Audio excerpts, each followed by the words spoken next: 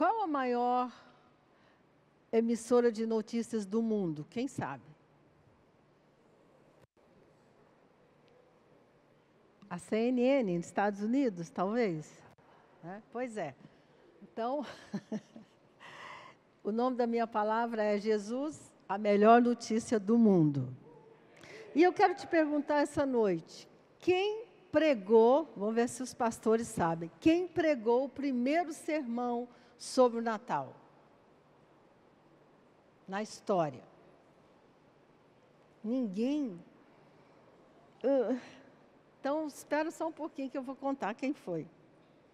Então, vamos falar sobre o Natal, vamos falar sobre Jesus. E é interessante que eu lembrei que no meu aniversário do ano passado, alguém escreveu assim: o aniversário é seu, mas o presente é nosso. Achei tão bonitinho, e eu quero falar essa mesma coisa. O aniversário é dele, mas o presente é nosso. Amém? Então, isso, né, se aplica muito nesse momento. Quem pregou o primeiro sermão sobre o Natal foi um anjo. Você acertou? Por que você não falou? Então, quem pregou, a primeira pessoa a anunciar, dar notícia, né? E a pregar pregou de uma maneira que todos nós devíamos aprender, né? Em 5 segundos ele falou tudo. Lucas 2, verso 8. Havia naquela mesma região pastores que viviam nos campos e guardavam o seu rebanho durante as vigílias da noite. E um anjo do Senhor desceu onde eles estavam, e a glória do Senhor brilhou ao redor deles, e ficaram tomados de grande temor. O anjo, porém, lhes disse: não temais, eis que vos trago boa nova de grande alegria, que o será para todo o povo. A notícia é que hoje nasceu na cidade de Davi o Salvador, que é Cristo o Senhor. Ponto. Sermão encerrado. Então, essa é a notícia, né? Vos trago boa nova. Nós sempre falamos, a palavra evangelho significa exatamente isso, boas novas, boas notícias. E tem uma versão que fala assim, bem mais, né, contemporânea. Eu vim para anunciar a melhor notícia do mundo. O Salvador acaba de nascer na cidade de Davi. Ele é o Messias do Senhor.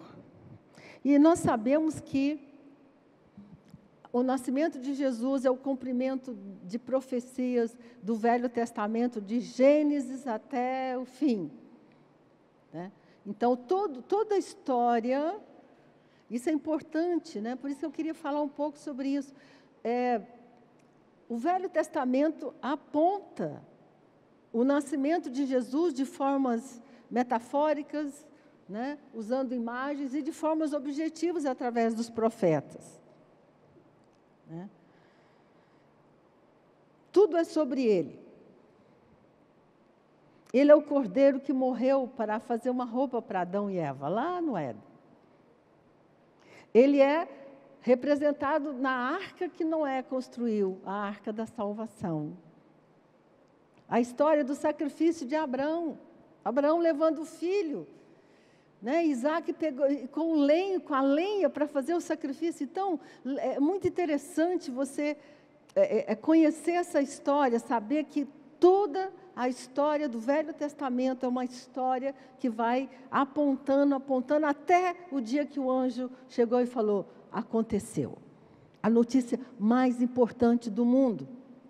A notícia que mudou a história da civilização inteira.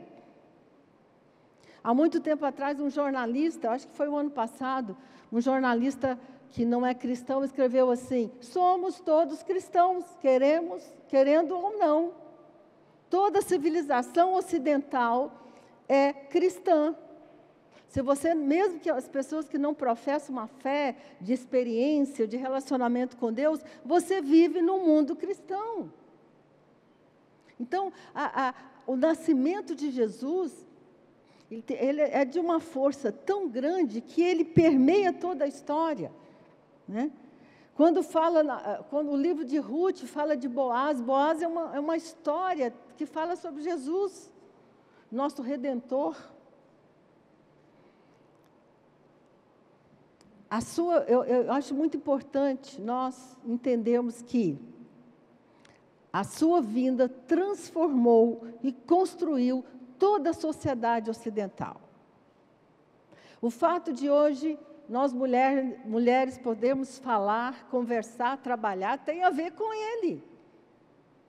É só você dar uma olhada no panorama hoje do mundo e você vai ver, né, a influência desse homem, dessa criança que nasceu e que se tornou homem, que é representante do Deus Pai. Ele mudou toda a história da humanidade.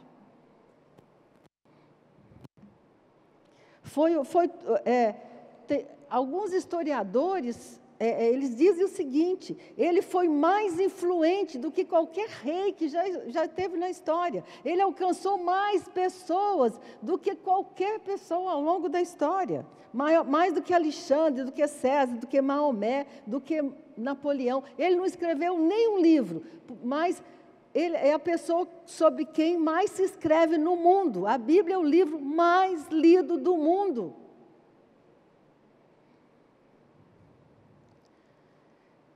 Ele falou ao coração das pessoas de uma forma tão profunda, que essa verdade nunca morreu, ela atravessa os séculos. Foi o cristianismo, olha que coisa incrível, foi o cristianismo que criou a rede de solidariedade humana. Não existia isso. É muito interessante, nós vivemos numa bolha, nós vivemos como se tudo sempre tivesse sido assim, e não é. As pessoas não ligavam umas para as outras. Quando tinha uma epidemia numa cidade, as pessoas simplesmente se fechavam e deixavam as pessoas morrer. Foram os cristãos que começaram a ensinar o valor do ser humano. A taxa de sobrevivência dos cristãos no meio das grandes epidemias que teve na história era por quê? Porque um cuidava do outro. Isso não existia. Ele veio, ele nasceu e ele mudou a história todinha da nossa sociedade ocidental. Nós somos 7 bilhões de pessoas no mundo hoje, 3 bilhões de cristãos. Eu acho que tem mais. Sabe por quê? Tem alguns países que não se pode pregar. Não vou citar nomes, né, porque daqui a pouco está na internet, eu posso ser mal interpretada. Mas tem um país que a gente não pode falar de Jesus. Então, sabe o que está acontecendo? As pessoas estão sonhando com Ele. Teve uma mulher que sonhou com Jesus, ela estava tão desesperada, 8 filhos, sozinha, sem esperança, desesperada, clamando por alguma solução na vida, e ela sonha com Jesus. Caminhando à beira de um lago, e ele para ao lado dela e começa a conversar com ela, e ela começa a sentir aquela paz, aquela presença, aquele amor, e ela fala: quem que você é? Ela fala: eu sou Jesus, e aí, me fala mais de você. Aí ele vira e fala assim: não, alguém vai falar com você, alguém vai te contar sobre mim. E no sonho ela vê um homem, aí um dia ela vai no mercado, fazer compras, e ela vê o homem, e ela chama ele e fala: eu vi você no sonho, e ele mandou você falar quem ele é para mim. Que coisa incrível! Vocês estão acompanhando os vários artistas nos Estados Unidos que estão declarando a sua fé publicamente? Denzel Washington foi nomeado pastor essa semana. Meu Deus, a força, o poder, sabe o que todos eles dizem? Minha vida não tinha sentido, minha vida era vazia, eu não sabia o que eu ia fazer com a minha vida. Então eu encontrei com Ele. Jesus está nascendo no coração das pessoas. Amém? Ele está nascendo. Um dos maiores artistas do Brasil acabou de se converter e se batizar. Um grande artista, pintor, ele foi batizado recentemente. Foi por causa dele que a ciência evoluiu. As grandes universidades, todo mundo fala assim, nossa, quando você ouve falar de Oxford, Cambridge, no Reino Unido, foram fundadas por cristãos. Sabe por quê? Porque ele ensinou que existe um Deus, e se existe um Deus, existe ordem no mundo.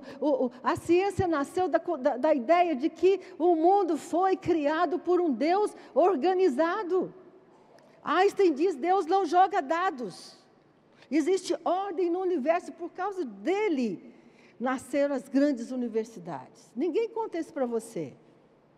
Mas toda a ciência nasceu a partir dessa perspectiva. Foi ele que estabeleceu o conceito de justiça e direitos humanos. Não existia isso.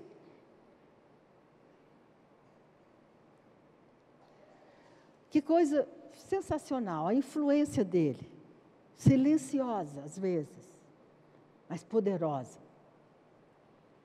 Foi a cruz que inspirou e criou na história da humanidade também o conceito de humildade. Não existia esse conceito. Isso é muito interessante, nós vamos entender que nós não professamos uma fé ilusória, uma fé mística, nós professamos uma fé racional, empiricamente comprovada, uma fé que afeta a vida em todos os aspectos. Nós podemos ser grandes intelectuais, nós podemos ser pessoas que pensam e ter respostas para as nossas questões. Uma universidade na Austrália, de história, um historiador chamado John Dixon e a sua equipe começaram a fazer a seguinte pesquisa. Quando foi que o conceito de humildade surgiu na história? Provavelmente eles leram Filipenses 2:5, que diz assim: tende em vós o mesmo sentimento que houve também em Cristo Jesus, pois ele, subsistindo em forma de Deus, não os julgou com usurpação o ser igual a Deus. Antes, a si mesmo se esvaziou, assumindo a forma de servo, tornando-se em semelhança de homens.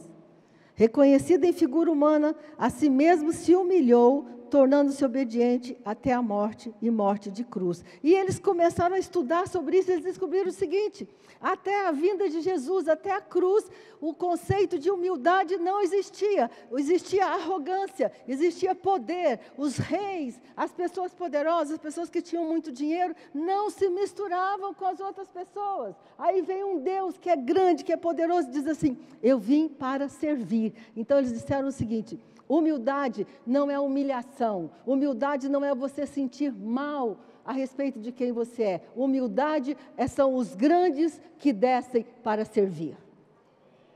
Então isso mudou completamente a concepção. Porque muitas pessoas pensam que ser cristão, para ser cristão você precisa ser humilde no seguinte sentido: não, eu não quero nada, eu não. Não, Deus quer que você tenha tudo, para que você possa descer e servir. E isso é uma coisa muito interessante.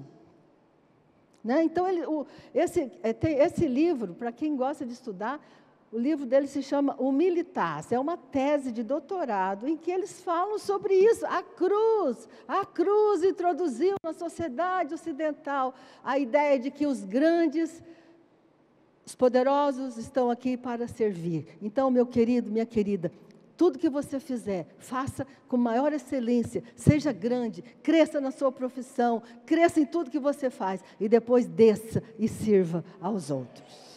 Essa é a ideia. Né? Então, essa revolução da humildade só aconteceu com ele. Humildade, eu gosto dessa definição do livro. Humildade é a nobre escolha de renunciar à sua posição e usar a sua influência para o bem dos outros, e não apenas para o seu próprio. Que coisa fantástica, né? Então, os cristãos foram trouxeram essa ideia de que nós devemos ser grandes. Deixa eu te falar, toda a sociedade ocidental, especialmente os países da região norte da Europa, são os países mais ricos. Suécia, Noruega, Dinamarca, são países cristãos, países de grande influência cristã. Nós temos um amigo suíço, e nós estamos sempre com ele. Ele diz o seguinte: toda a nossa cultura é cultura cristã. Nós não temos hoje o avivamento que vocês têm no Brasil, mas nós somos cristãos. Inclusive, todo mês, eles tiram o dízimo do meu salário, quer eu queira, quer eu não queira. Todo suíço paga dízimo. Só que eles cortaram pela metade, 5%. Só 5%. Mas é impressionante. Sabe o que esse dinheiro serve? Para as igrejas, para as obras sociais. Então, os grandes, os ricos, só a Suíça, só em Zurique, capital da Suíça, existem 100 mil milionários. Aí você faz as contas de quanto dinheiro tem. Euro, hein? Euro não, o que tem? Franco suíço. Deve estar valendo uns R$9. Influência. Sabe o que está mudando no Brasil? Não é a política. Não fica bravo com os políticos. Não, eles não podem fazer nada. Só existe uma pessoa que muda uma vida, uma família, uma nação. E essa pessoa se chama Jesus Cristo.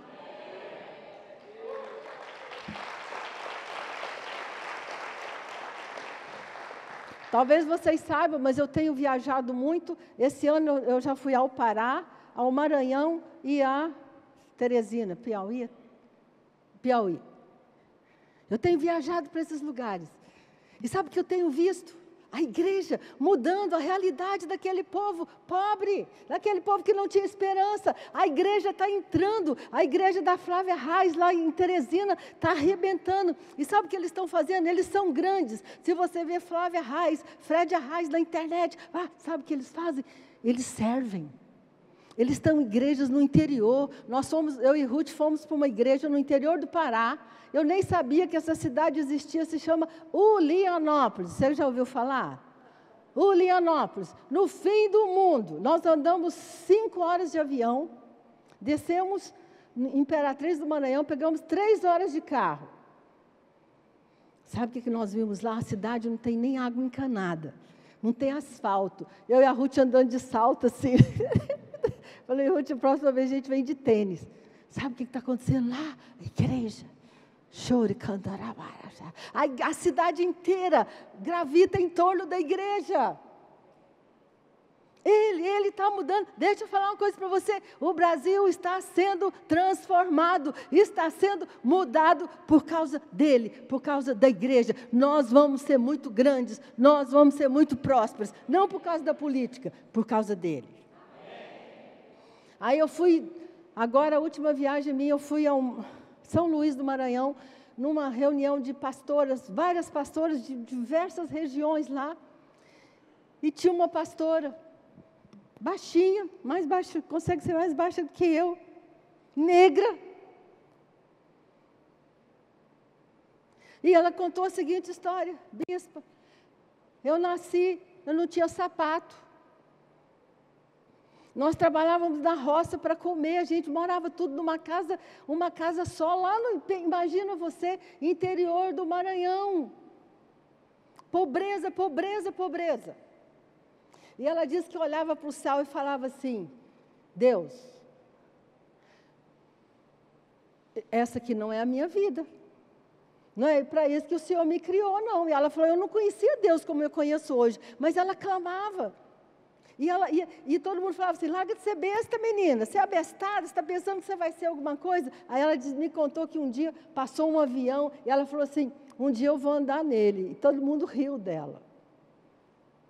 Sabe o que aconteceu? Pregaram o evangelho para ela. E o poder de Deus transformou essa mulher.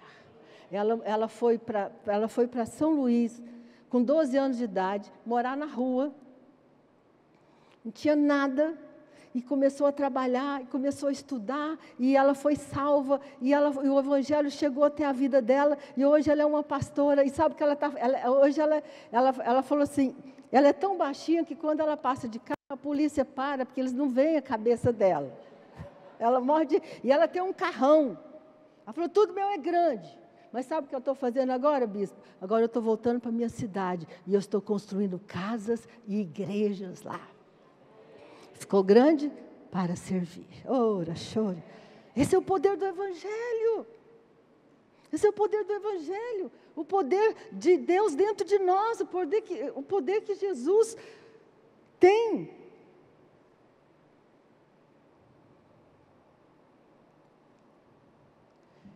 E Jesus fez tudo isso. Está fazendo. Agora Ele veio fazer a coisa mais maravilhosa do mundo, que foi nos dar acesso ao Pai. A boa notícia é essa. Né? Eu estava pensando ali no louvor, o louvor todinho foi sobre Ele. Amém, queridos? Tudo é sobre Ele. A Bíblia é sobre Ele, essa igreja é sobre Ele. Tudo é sobre Ele. Parabéns, Jesus, por você. Amém, parabéns. Parabéns. É sobre Ele. Tudo é sobre Ele. Imagina isso, se Ele fez uma revolução no mundo, ninguém conseguiu calar a igreja. Ninguém conseguiu, 2000 anos, e a igreja está aí cada vez mais forte. Se Ele fez isso na sociedade, o que Ele não pode fazer na sua vida e na minha vida? O que Ele não pode fazer nas famílias? Restauração de casamentos, restauração de filhos. E Ele fez uma coisa maravilhosa. Por causa dele, nós fomos adotados por Deus. Jesus criou a maior agência de adoção do mundo. A vida cristã não pode ser entendida sem entender o conceito de adoção. Efésios capítulo 1, verso 3 diz assim, bendito Deus e Pai de nosso Senhor Jesus Cristo, que nos abençoou com toda sorte de bênção espiritual nas regiões celestiais em Cristo, assim como nos escolheu nele, antes da fundação do mundo, para sermos santos e irrepreensíveis perante Ele. E em amor nos predestinou para Ele, para adoção de filhos, por meio de Jesus Cristo. Deixa eu te falar, se você não sabia, todos nós somos adotados. Todos nós somos adotados. A Bíblia diz que existe uma família na terra e uma família no céu. O apóstolo Paulo fala sobre isso. Eu oro para que toda família que toma um nome no céu e na terra. Deixa eu te falar essa noite, você tem uma família terrena e você tem uma família espiritual. Você foi adotado por Deus através de Jesus Cristo. Agora, quando o apóstolo Paulo escreveu Efésios, ele estava preso em Roma. E nós fomos lá na prisão onde Paulo ficou. Silêncio, não tinha ninguém visitando, só nós, eu, Francisco e o casal amigo nosso, visitando a igreja onde Paulo ficou. Gente, se você for a Roma, vá visitar. É surreal. E Paulo estava preso numa casa, né? E de lá ele escreveu o livro de Efésios. E sabe qual é o contexto histórico que Paulo escreveu o livro de Efésios? Porque que quando você lê a Bíblia, se você não entender o contexto histórico, você perde muita coisa. O contexto histórico era, a civilização romana era uma civilização de abandono e rejeição. O abandono infantil era comum na cultura romana. Quando o bebê nascia, ele era colocado aos pés do pai, viu, Rafael? Do pai, e o pai decidia se ele ia ficar em casa ou não. As crianças que o pai não queria, era levada para o mercado. Aí você vai falar assim, que horror. Né? Mas eu vou te falar, a orfandade que nós vivemos hoje também. Essa criança era levada, deixada lá, bebê, deixada. Se ela tivesse sorte, ela seria comprada para ser prostituta ou para ser escrava. Se ela tivesse sorte, senão ele ia morrer. Eles não matavam, mas elas eram deixadas. Então, o apóstolo Paulo escreve o seguinte: não, você não vai mais ficar sozinho. Você que foi deixado no mercado, você que foi largado pelos seus pais, agora você tem um pai. Você foi adotado. Então, ele estava escrevendo sobre isso. Então, em Efésios, essa cultura ela é muito forte, uma cultura de abandono e orfandade. Tinha um médico, isso aí tudo é história, tá, gente? Que ele ia lá, ele media a cabeça das crianças para dizer, essa vale a pena, essa não vale a pena. Meu Deus! As crianças escravas, as que eram pegas para ser escravas, se consideravam sortudas. Aí Paulo escreve dizendo, se você conhecer Jesus, seu momento mais importante não foi quando você foi deixado, foi quando você foi amado e aceito por Ele. Ele te pegou. O conceito de adoção é, Ele te pegou e te levou para casa. Para ser como um filho, não mais como um escravo. Essa é a imagem da adoção. Pessoas órfãs, pessoas largadas, é para esse povo que Paulo estava escrevendo. Eles entendiam o que era ser deixado, ser abandonado, ser largado. Aí Paulo escreve, através de Jesus, um Deus grande e poderoso te leva para casa. Lembre-se de quem você é, lembre-se de que você não está mais sozinho. E eu orei muito, porque esse conceito de adoção, ele é tão forte, tão poderoso, tão importante. Nós não fomos largados no mercado. Nós não fomos abandonados. Mas todos nós trazemos marcas de orfandade. Todos nós. E a Bíblia, por isso que a Bíblia diz assim, se meu pai e minha mãe me abandonarem, então o Senhor me acolherá. Isso é adoção.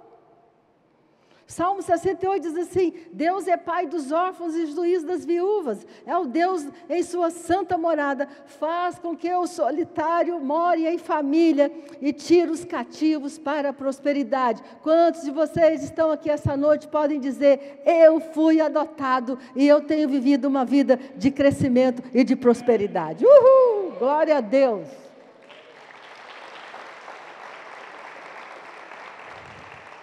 Agora, como é que é a orfandade no mundo moderno? Na Roma antiga era assim, largados, deixados, à própria sorte. Hoje nós não abandonamos as crianças no mercado, mas nós temos uma imensa quantidade de órfãos. Uma das consequências da Revolução Industrial foi o distanciamento das famílias e a fragmentação dos vínculos afetivos. Tem um livro de um argentino chamado A Sociedade dos Filhos Órfãos. Ele disse, nós estamos vivendo a maior crise de todos os tempos de orfandade. A gente pensa que orfandade é só o pai ter morrido, o pai ter abandonado, né? A gente ter ficado sozinho. Não, a orfandade é muito interessante, né? A definição de orfandade não é apenas a ausência física do pai, mas inclui, olha o quê? A ausência emocional, falta de valores e referências, falta de limites, falta de conhecimento, falta de conversas, falta de formação de valores. Quem está formando nossos filhos? Os influencers digitais. Quem está moldando o pensamento dessa nova geração? Não é você, meu querido. Se você não tomar providência, quem vai criar seus filhos e seus netos vai ser a rede social. E lá na frente você vai chorar e lamentar. Então, em nome de Jesus, nós como igreja, cuidamos dos nossos filhos. E ele fala, vivemos em uma era marcada por uma profunda crise de valores e de autoridade. Às vezes os pais estão presentes fisicamente, mas estão ausentes emocionalmente, trabalhando ou envolvidos nas redes sociais. Cuidado com o tempo. Quando você estiver com seus filhos, desliga o celular.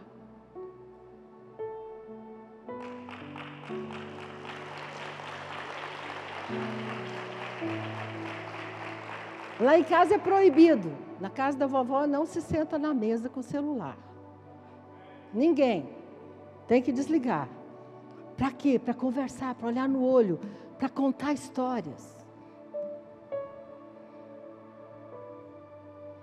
E ele fala, nós estamos vivendo uma crise de orfandade emocional, ausência de fontes, de nutrição, de abraço,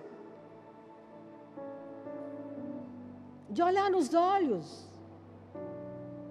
Nós estamos vivendo uma orfandade ética. Quem que ensina a seus filhos o que é certo e o que é errado? Não existe orgulho santo, mas existe orgulho bom.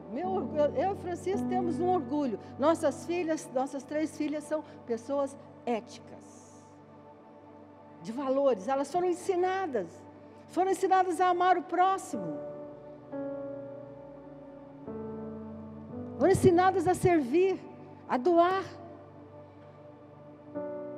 Mas nós estamos vivendo uma geração que não tem, que é uma geração de órfãos. Ele fala da orfandade, da falta de sentido da vida. Nós temos que ensinar nossos filhos. Eles nasceram para quê? Eles nasceram para servir a Deus. Eles nasceram para cumprir um propósito. Isso tem que ser dito, tem que ser falado, tem que ser ensinado. Mas eles são órfãos. Ele fala, existe orfandade espiritual. Esses jovens não sabem o que é ter vida espiritual. Isso é escrito por um sociólogo famoso. Ele fala orfandade de identidade. Onde é que se forma a identidade? Sabe como? Olhando. A sua filha, Sidney e Thaís, estão olhando para vocês. A identidade dos nossos filhos está sendo forjada no relacionamento conosco. Olhando como nós fazemos, como nós vivemos, como nós sentimos. Ele fala, nós temos uma orfandade normativa, falta de limites claros, não é não. Isso não pode. Não pode mentir, não pode roubar. Eu quero, mas não pode, não. Eu estou vendo lá a Raquel criar agora um garotinho de 3 anos, né, inteligente, né, e falador, e ela está na minha casa. E ele começou a chorar. Qual a minha primeira reação? Proteger ela. Mãe, deixa o menino se frustrar. Eu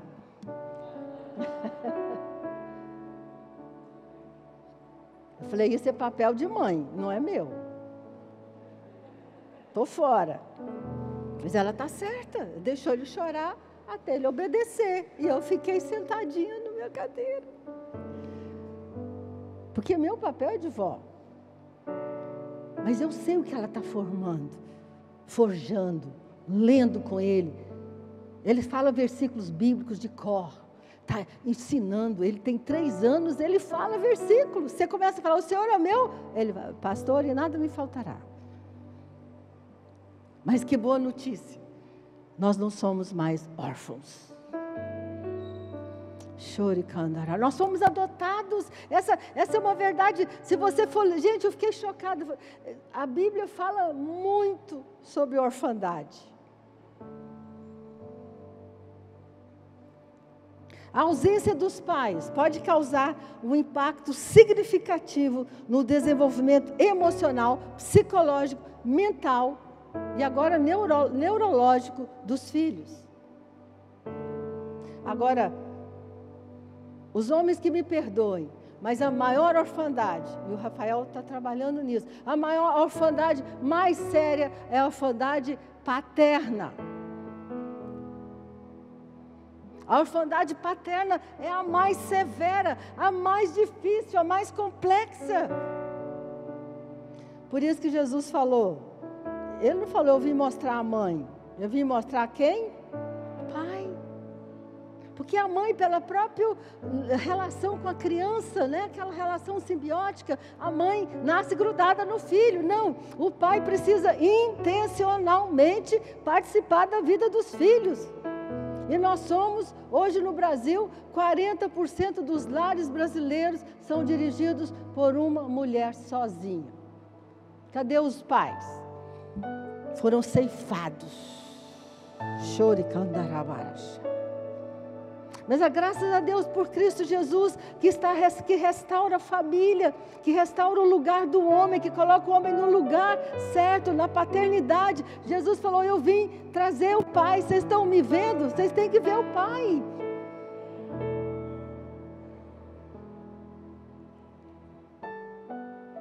A orfandade paterna. Um estudo feito por pesquisadores da Universidade dos Estados Unidos de Connecticut, estudou o poder negativo que rejeição paterna pode causar a curto e a longo prazo na vida da criança.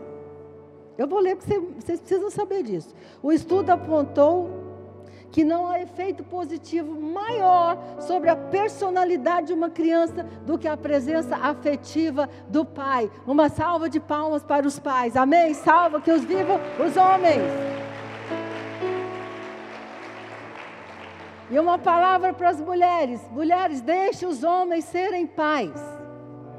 Deixe os homens serem bravos. Deixe os homens serem muitas vezes, ai, tadinho do meu filho. Ele joga ele para cima, ele vai cair. Se cair, a gente conserta.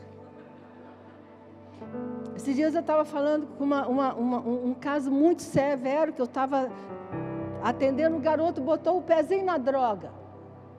14 anos de idade. A mãe me ligou desesperada e eu comecei a trabalhar com eles.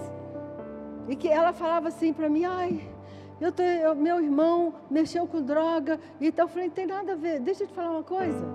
Chama o pai. Só fiz isso, mais nada. E sabe o que o pai fez? Eu chamei, falei para ela, sai fora. A partir de agora eu quero você fora. Porque era assim, lanchinho para o filhinho levar para a escola. O menino tem 14 anos, da altura do André, assim. Vai levar lanchinho na escola. Nada de lanchinho. E o pai pensa no interiorano, assim, lá de Minas Gerais, bravo, empreendedor, forte, que cresceu na labuta. Sabe o que ele fez? Domingo, 7 horas da manhã, bateu na porta do quarto do garoto e falou assim, vamos embora trabalhar comigo. Eu comprei um lote, você vai capinar comigo. A mulher quase morreu. Doutora, olha o que ele está fazendo com meu filho. Eu falei, sai fora. E agora o garoto tem que estudar e 3 vezes por semana vai para a empresa do pai trabalhar. Cadê a droga? Nunca mais. Nem álcool, nada. Pai.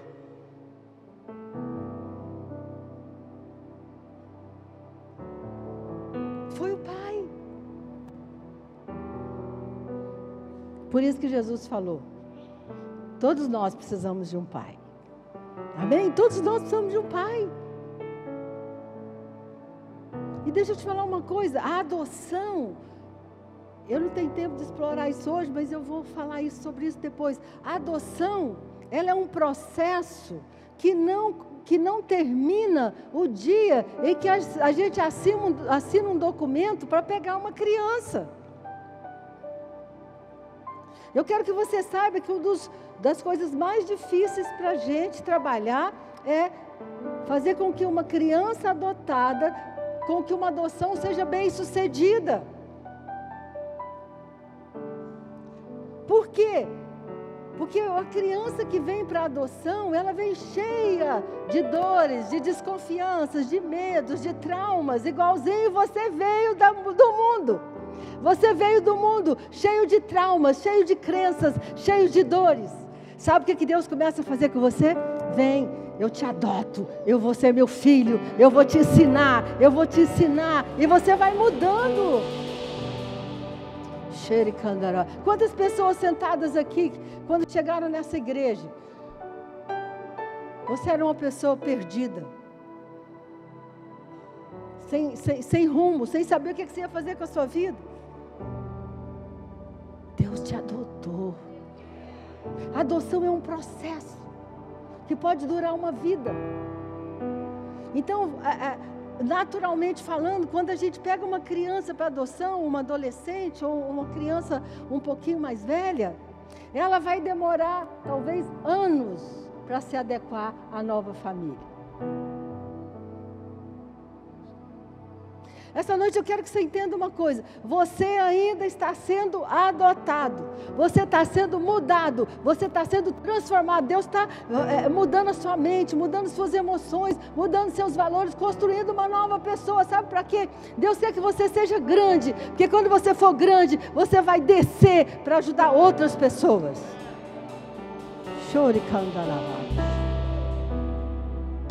Estamos sendo adotados. Estamos nos tornando filhos. A Bíblia é um livro interessante. A Bíblia não é um livro para ser entendido intelectualmente. A Bíblia é um livro para ser experimentado. E essa noite eu quero deixar um desafio para você. 2025, eu quero que você tenha uma consciência profunda da paternidade de Deus na sua vida. Cada vez mais, cada vez mais. Revelação. Quando eu sentei aqui hoje, e eu vi o Fernando, eu me lembrei da Roberta. Quando a Roberta chegou na igreja, tem quantos anos, Roberta? 20 anos atrás. Eu diria que hoje a Roberta foi adotada. Mas ela chegou, a Roberta é um caso emblemático. Ela perdeu o pai, literalmente. O pai dela morreu num acidente de avião. Com 20 e poucos anos. 17 anos. 17 anos ela ficou órfã. Choricanda. Perdidaça. Né, Roberto? Mas alguém contou para ela que tem um Deus que através de Jesus nos adota. Ela foi adotada por essa igreja, amada, cuidada, restaurada. Eu quero que você vislumbre o seu futuro, sabe como? Deus quer que você seja grande, porque você é filho, você é abençoado. A Bíblia diz que Deus tira o órfão e traz o órfão para a prosperidade. Chega de... Nós viemos, muitos de nós, viemos de famílias com problemas, com alcoolismo, com pobreza, com sofrimento, com disfunção. Eu quero te falar, você foi adotado para começar uma nova história.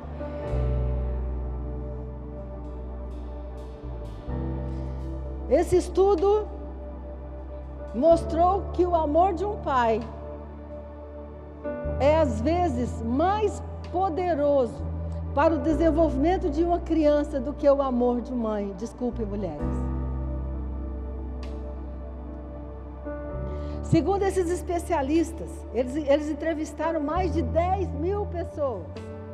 Não há outra experiência pessoal que tenha um efeito tão positivo sobre a personalidade de uma criança quanto a presença afetiva de um pai.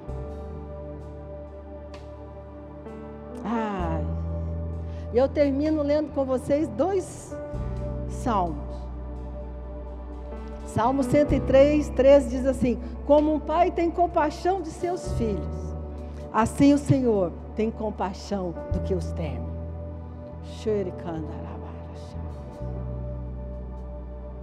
Você foi adotado. Você tem 2 famílias.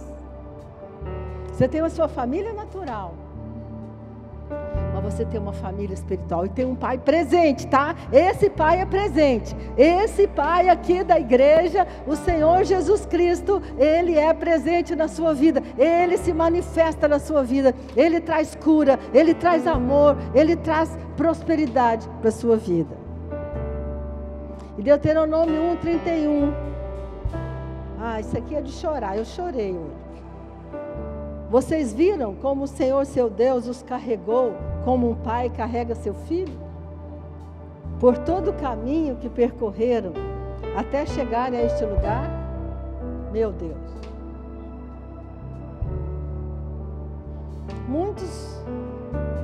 Muitos de nós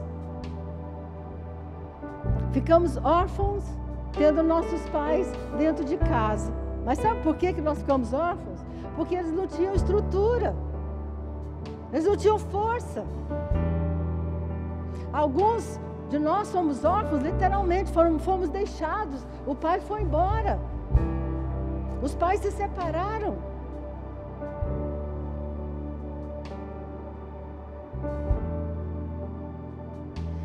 E se nós entendermos que estar na igreja, participar de uma família espiritual, é o processo gradativo de adoção, até que nós cheguemos à maturidade, até que a plenitude da vida de Deus se manifeste, torne você grande, torne você bem-sucedido, amém? Homens bem-sucedidos, ricos, poderosos, que vão descer para servir ao corpo de Cristo.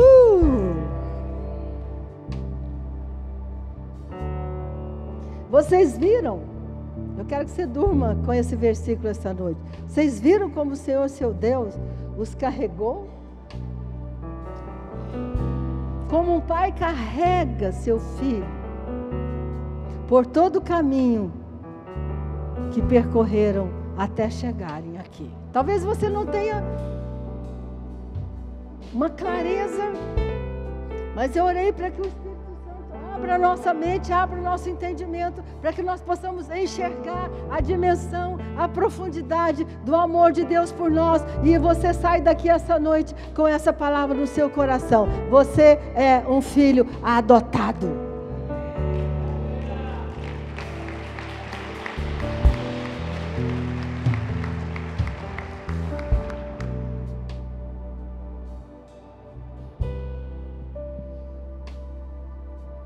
Eu falei que eu ia terminar, né? Mas tem uma história muito interessante.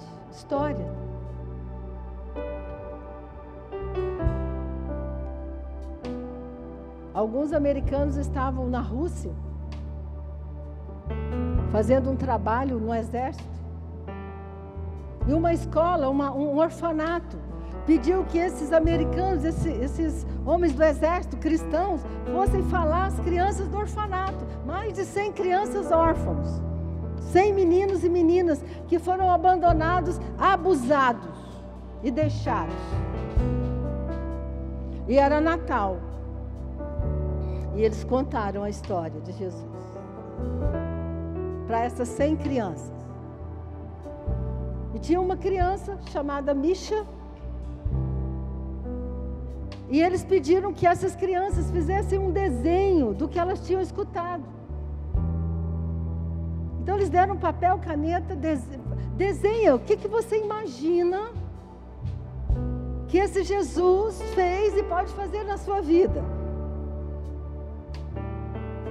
E quando eles pegaram o desenho do Misha, sabe o que eles viram? Eles viram, ele desenhou a manjedoura. Eles nunca tinham ouvido falar nada na dica, como diz meu neto, na dica de nada de Jesus. Quando eles pegaram o desenho do Misha, ele tinha desenhado na manjedoura 2 bebês. Aí o professor, né, que estava lá, ficou assim: o que aconteceu? Chamou um tradutor e perguntou, pede para ele contar. Ele pegou o desenho dele e contou a seguinte história. Quando a Maria deitou o neném na manjedoura, Jesus olhou para mim e me perguntou se eu tinha um lugar para ficar. E eu disse a ele, eu não tenho pai nem mãe. Eu não tenho onde ficar. Isso o menino contando, hein? Daí Jesus disse que eu poderia ficar com ele. Mas eu disse a ele, eu não posso ficar porque eu não tinha nenhum presente para te dar como os outros te deram. Mas eu queria tanto ficar com ele. E ele disse o seguinte, eu perguntei se eu podia aquecê-lo. E se isso poderia ser um presente. Então eu perguntei: Jesus, se eu posso aquecer você, isso serviria para um presente? E Jesus me disse: se você me aquecer, isso vai ser o melhor presente que alguém jamais me deu. Então eu deitei na manjedoura e Jesus olhou para mim e disse: você pode ficar comigo para sempre. E quando ele terminou a história, ele estava chorando. Ele deitou a cabeça na mesa e chorou. O pequeno órfão havia encontrado alguém que nunca iria abandoná-lo, ou nunca mais ele seria abusado. O órfão foi adotado. Ah, Senhor, obrigado, Deus. Espírito Santo de Deus, obrigado. Obrigado pelo Natal. Obrigado por essa notícia maravilhosa. Nasceu Jesus o Salvador. Há 2000 anos atrás. E nasceu, Senhor, dentro de nós.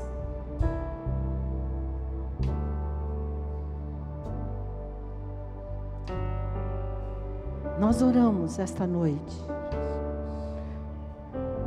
Que o Espírito Santo traga uma revelação profunda.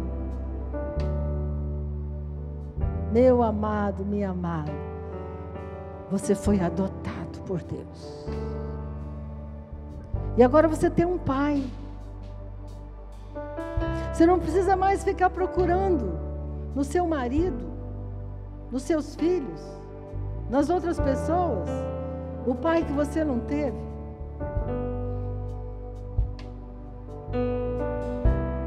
Porque agora você tem um pai. Ah, Espírito Santo, abre nosso entendimento. Que a revelação da nossa adoção e desse propósito maravilhoso que o Senhor tem para cada um de nós, de amadurecer, de crescer, de nos tornarmos adultos, grandes, vencedores, para que então nós possamos descer e servir.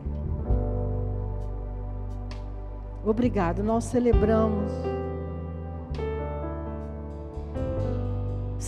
Jesus, Natal. Vamos ficar de pé?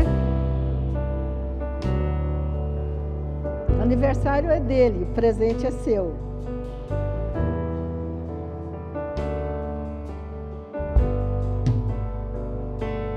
Eu não sou mais escravo do medo. Eu sou filho de Deus. Declara isso com todo o seu coração. Eu não sou mais escravo do medo. Eu profetizo portas abertas da sua vida. Eu sou prosperidade. Filho de Deus. E eu não sou mais escravo do medo. Não, eu sou filho de Deus. Somos adotados. Eu não sou mais escravo do medo. Eu sou filho de Deus. E eu não sou mais escravo do medo. Eu sou filho de Deus. E eu não sou mais escravo do medo. Eu sou filho de Deus. Fala isso baixinho. Eu sou. Filho de Deus. De novo, eu sou. Eu sou filho de Deus. Xericalabara xoriandarabá. Filho de Deus. Vai falando. Eu sou. Eu sou. Deus está quebrando cadeias essa noite. De medos e inseguranças. Oh, de orfandade. Eu sou filho de Deus. Eu sou. Eu sou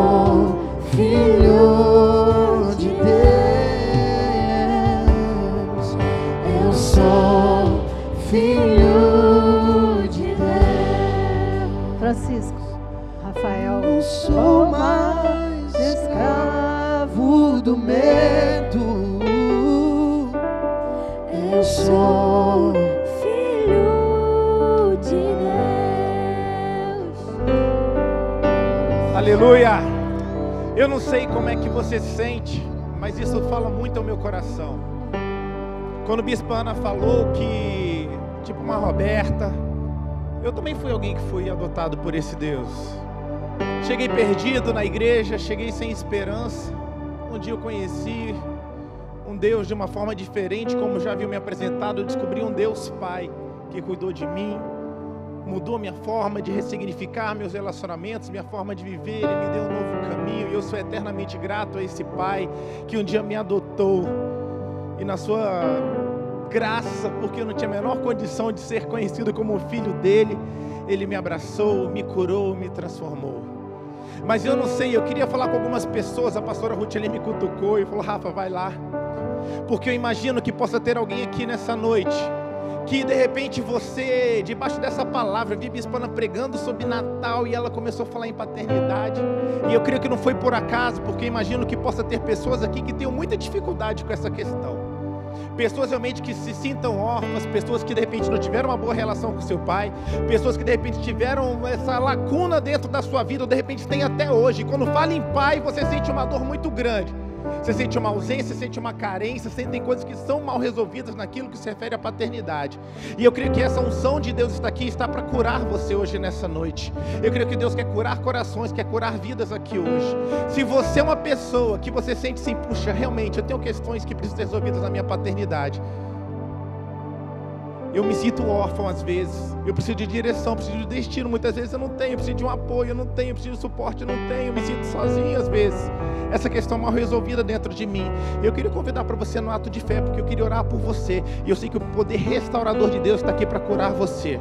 Se existem coisas na sua vida que estão mal resolvidas no que se refere à orfandade, eu queria que você viesse aqui, porque nós queremos ministrar na sua vida hoje.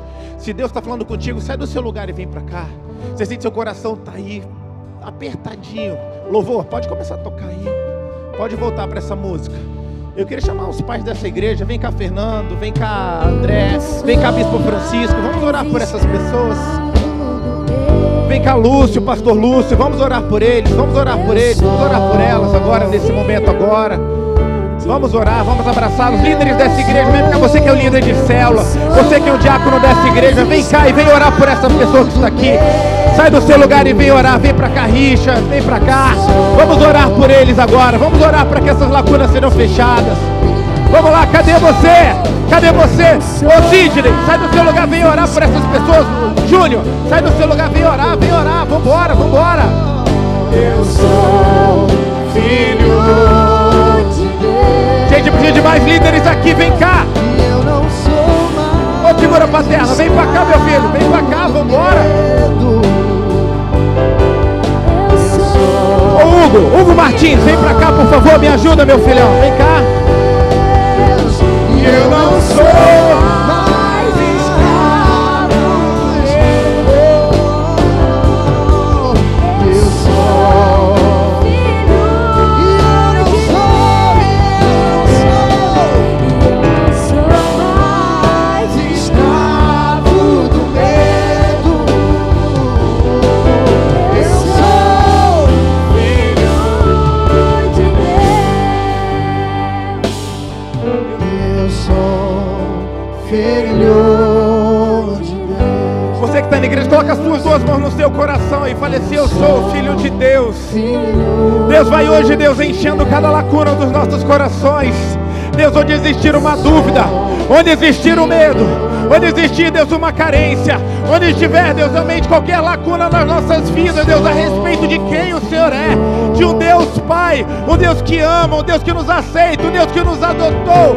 Toda ausência esteja sendo suprida agora pela Tua presença, Senhor, em nome de Jesus. Onde houver uma falta, uma lacuna, hoje, Deus, esteja enchendo com a Tua presença, Senhor.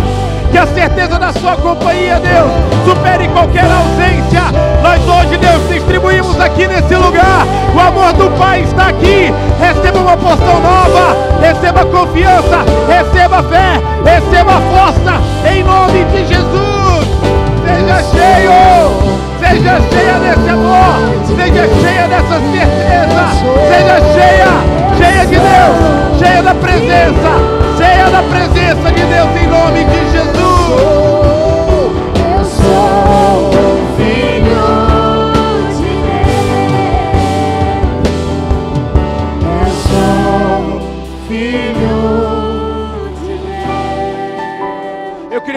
igreja cantando: eu não sou mais escravo do medo, eu sou filho de Deus. Vamos lá, Bulião, vamos lá. Eu não sou mais. Cadê a igreja? Quero ouvir você. Escravo do medo. Fala pra você mesmo, vai. Eu sou filho de Deus. Eu não sou mais escravo do medo, não. Eu sou filho de Deus. Eu não sou mais escravo do medo, não. Eu sou filho de Deus.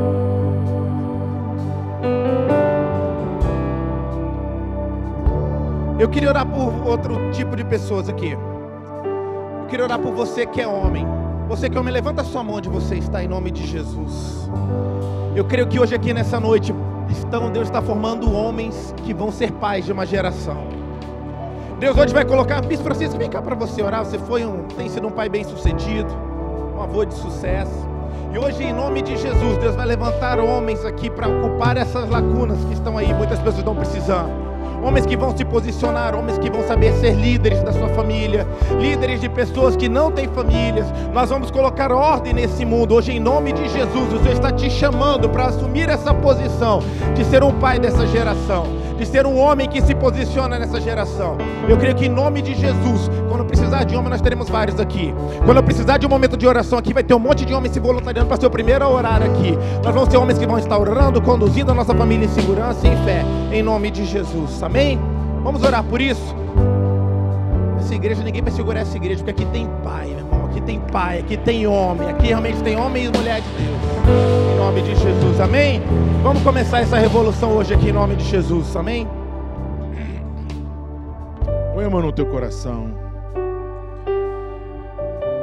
Deus está derramando sobre nós uma unção de autoridade. Autoridade. Que você tenha conhecimento, que você recebe essa unção de autoridade. Autoridade no mundo espiritual, autoridade no mundo emocional. Autoridade no mundo emocional você adquire quando você perdoa. Aí você adquire autoridade no mundo emocional. E autoridade no mundo natural, quando você estabelece uma visão, um objetivo na sua vida.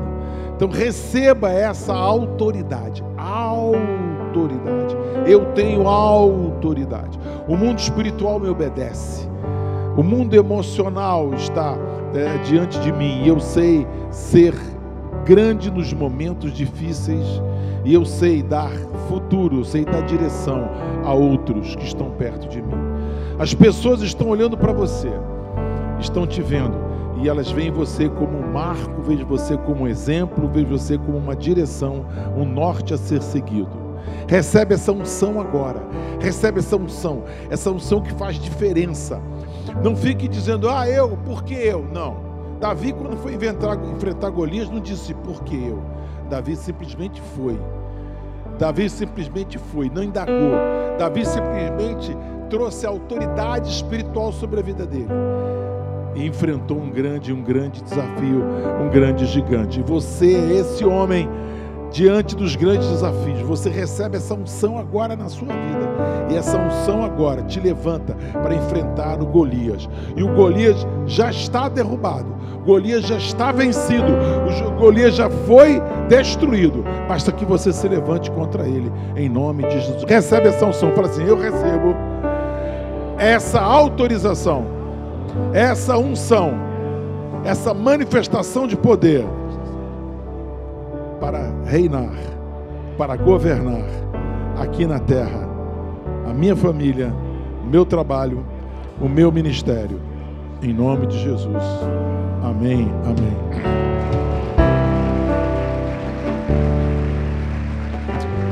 Posso orar com você? Posso orar com você? Eu estou esperando você aqui terça-feira, 9h30, 21h30, tá? Porque quando tiver nos últimos minutinhos, último minuto, nós vamos estar de joelho aqui clamando por o ano de 2025. O ano de 2025 já tem uma palavra profética, o ano da superação. Agora nós vamos ajudar você durante o ano, num processo de crescimento, para que essa palavra se cumpra na sua vida, em nome de Jesus. Amém, amém e amém. Que a graça do nosso Senhor e Salvador Jesus Cristo, graça, amor de Deus Pai, amor, a unção e a consolação do Espírito Santo esteja sobre a sua vida.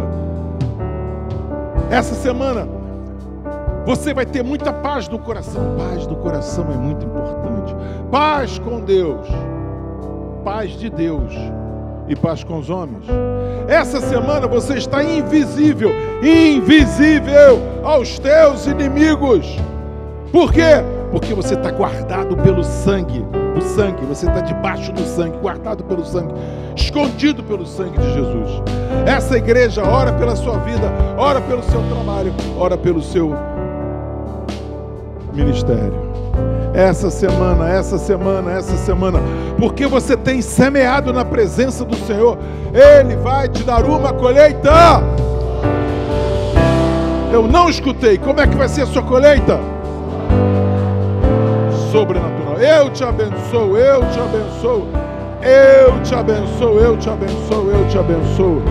Dá um abraço na pessoa que está ao seu lado e fala: terça-feira estamos aqui. Primeiros minutos de 2025 nós estamos juntos aqui. Traga todo mundo.